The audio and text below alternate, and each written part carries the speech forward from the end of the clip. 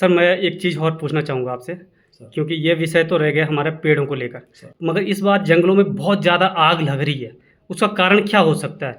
इसमें वन विभाग की लापरवाही है या कि ग्रामीण लोग इसमें अपनी कुछ छेड़छाड़ी करते हैं?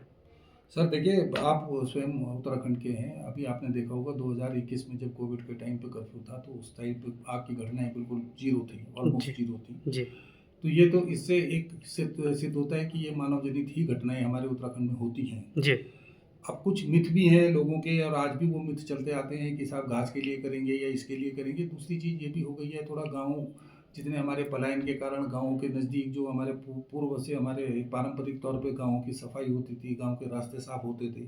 वो अब गाँव में आदमी नहीं है, लोग नहीं हैं, तो वो रास्ते साफ नहीं होते हैं, या फिर बाहर चले गए हैं, नौकरी करने बाहर चले जाते हैं, तो उस तरफ कम ध्यान है।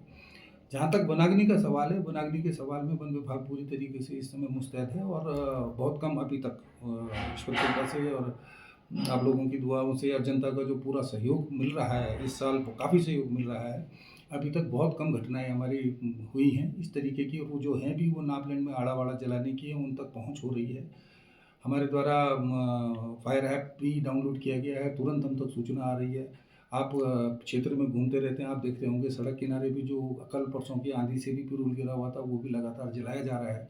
इकट्ठा करके सड़क के बीच में हम उसे जला रहे हैं, ताकि यात्री गण कोई बीड़ी सिगरेट अगर फेंकता है तो उससे भी वनाग्नि की घटना न हो, और कम से कम न्यूनतम इसको किया जा सके, इसके लिए विभाग पूरी तरीके से तैयार है। जाते-जाते एक और सवाल मेरा रहेगा, सर जनता की कुछ शिकायतें हैं। सर बताएँ। जनता कहती है, वन विभाग के द्वारा लगाई जाती है, इसलिए लगाई जाती है, ये भी मैं आपको बता देता हूँ कि आगे बरसात के टाइम पे बजट आता है पेड़ लगाने का, इसलिए पेड़ कम हो जाएँ, इसलिए उनको जलाया जाता है। इस पर क्या कुछ कहना चाहेंगे आप? बिल्कुल नहीं सर, देखिए वो जो पेड़ लगाने का बजट है उसकी तैयारी एक पहले से हो जाती है। दूसरा, वो सारा डिग्रेडेड एरियाज़ में ही चयन होता है, एक वर्किंग कार्य योजना के अनुसार से सुनिश्चित होता है कि आप कहाँ-कहाँ पे वृक्षों का रोपण करेंगे। जी, आप उससे बाहर और उससे ज़्यादा उसमें नहीं जा सकते हैं। जी, हरेला वगैरह में जो लगाया जाता है वो जहाँ-जहाँ पे हमको ऐसी लैंड मिलती है गाँव के नज़दीक, और ये एक हमारा जो उत्तराखंड सरकार का एक कार्यक्रम है, ताकि लोगों का वन उसके बढ़े।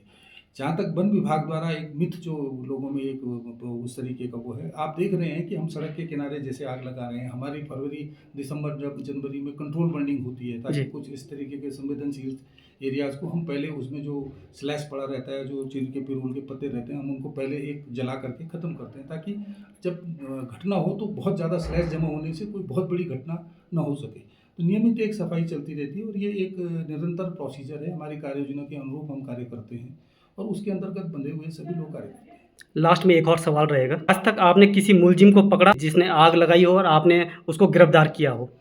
जी सर, टिहरी में हम कर चुके हैं, इससे पहले भी हम कर चुके हैं। मैं और भी जगह कई बार हो चुका है, उत्तराखंड में भी आपने कई केस सुने होंगे, टिहरी में भी मैं पकड़ चुका हूँ। जी, यूजुअली कोई इंटेंशनली इस तरीके से आग वो नहीं करता है। पिछले उससे 2018-19 के करीब मैंने एक पकड़ा था, तो वो थोड़ा मानसिक रूप से विकृत आदमी था, जी, और उसको जब पकड़ कर के लाए, जब अंदर-वंदर किया, जेल-वेल में डाला, तो फिर बाद में पता लगा ये तो मानसिक रूप से पूरी तरीके से विकृत है। तो इस तरीके के लोग आग जगह-जगह, और वो उस दिन लगा भी रहा था, जगह-जगह लगा रहा था। कई लोग, बच्चे, छोटे बच्चे, जिन लोगों को अभी सेंस नहीं है, इस तरीके के बच्चे भी खेल-खेल में आग लगा देते हैं, जो कि बाद में भयावह रूप ले लेती है। तो मैं ये नहीं आरोप वो कर रहा हूँ, मैं ये कह रहा हूँ कि थोड़ा लापरवाही जब होती है, लापरवाही के कारण जो आग लग जाती है, उसको बाद में सँभालना मुश्किल होता है, क्योंकि अगर जंगलों में बहुत ज़्यादा स्लैश पड़ा रहेगा, जंगलों में बहुत ज़्यादा चीज़ें होंगी, तो उससे भी अग्नि घटनाएँ बढ़ जाती हैं। बहुत-बहुत धन्यवाद सर। Thank you sir.